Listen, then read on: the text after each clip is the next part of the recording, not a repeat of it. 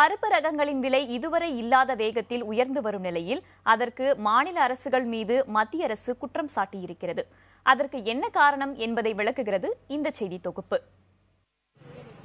பருப்பு விலை உயர்வை கட்டுப்படுத்த நடவடிக்கை எடுக்கவில்லை. மாநில அரசுகள் மீது மத்திய விவசாய அமைச்சர் வைத்துள்ள குற்றச்சாட்டு இது.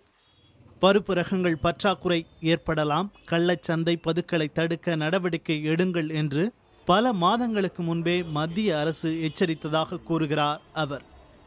राज्यों को पत्र दिया गया, प्याज, आलू और दाल आपके राज्य में लगता है कि स्टॉक कम है, महंगा होने वाला है, तो आप प्रपोजल दीजिए, हम पूरा वर्किंग कैपिटल देंगे। लेकिन दुर्भाग्य था कि राज्यों ने इस पर ध्यान नहीं दिया।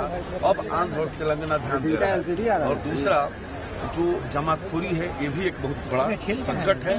भारत सरकार को जितना मंगाना चाहिए था पहले से ज्यादा मंगाया है इस बार। ஏற்கனவே ஊட்டச்சத்து குறைபாட்டால் ஏழைகள் பாதிக்கப்பட்டுள்ள நாடுகளின் வரிசையில் இந்தியா உள்ள நிலையில் சைவ உணவில் புரதச்சத்து அளிப்பதில் பருப்பு ரகங்கள் முக்கிய பங்கு வகிக்கின்றன.